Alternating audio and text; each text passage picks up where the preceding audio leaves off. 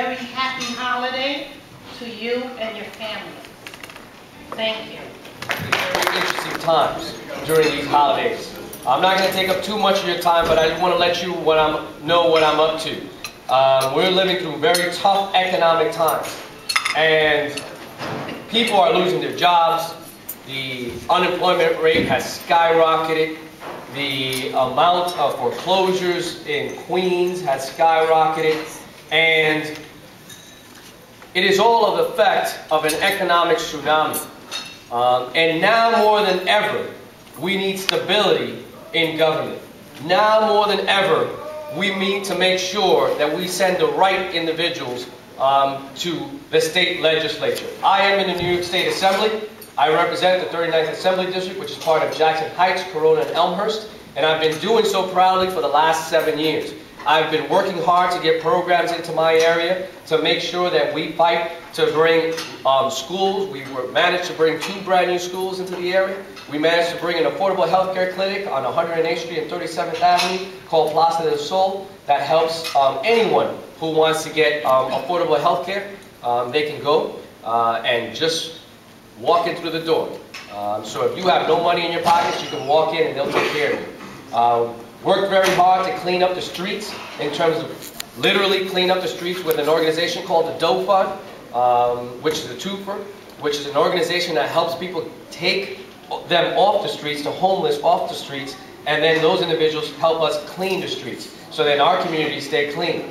Work to bring that into the area, as well as make sure that we bring more police officers with Operation Impact, working closely with the Guardian Angels to reduce the gang situation and the gang violence that we're experiencing in our communities. Today I just participated in a domestic violence march. A domestic violence march that took place, started off at the Antioch Church with Pastor Bentley, and we took part of that in that march because we needed to send a message that now is the time that we should say enough is enough to domestic violence.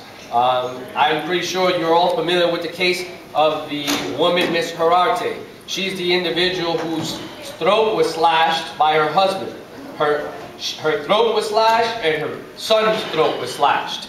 And then he invited the girlfriend over to say, come and meet my family. My family is locked up in the closet. So this individual then turns around and tells the police that it was his double personality. It was someone else named Robert who killed his wife.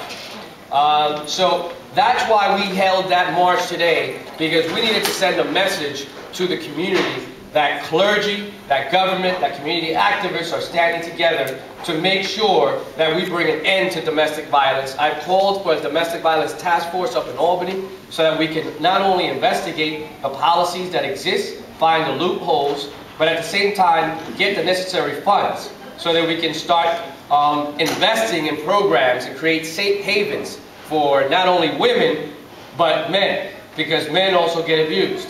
And that's something that's been becoming more and more out in the limelight. But right now, we've been focusing on making sure that we bring the necessary resources. So I tell you all this in the context to let you know that although I am in the New York State Assembly, but I am running for the New York State Senate.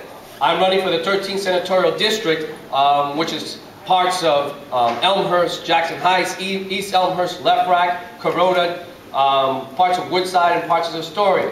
And I'm running there for 3 reasons.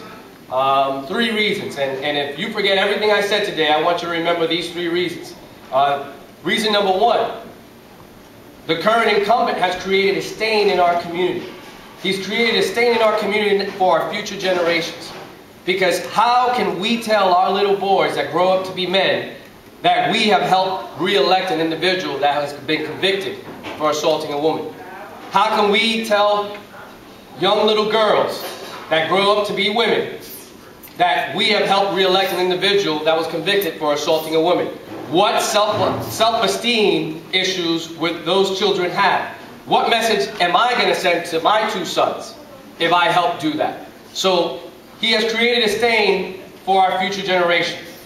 He's also created a stain for Democrats, because year in, year out, we have helped elect him, whether in the City Council or in the New York State Senate, as a Democrat, to stand up for democratic values. And last June 8th, he's flipped over to the Republican side and worked to stop government for 5 weeks. He worked with the same individuals who have never given us a place at the table, who for decades have always stopped us from making progress. And that is unacceptable. That stain has to be cleaned away. He's also worked in terms of creating a stain for our community. He has divided what he has talked about for so many years. For the first time in 40 years, the state Senate Democrats took control of the Senate. For the first time in 40 years, an African American was the majority leader. And within a heartbeat, that was taken away. An African American who represented Queens. And a heartbeat, that was taken away. That is unacceptable. We also need an individual, that's point number one. Reason number two, we need an individual that's willing to stay focused in our community. To stay focused on our community because you need someone who's walking around, who's bringing the resources, not someone who is busy with his own political drama and own personal life.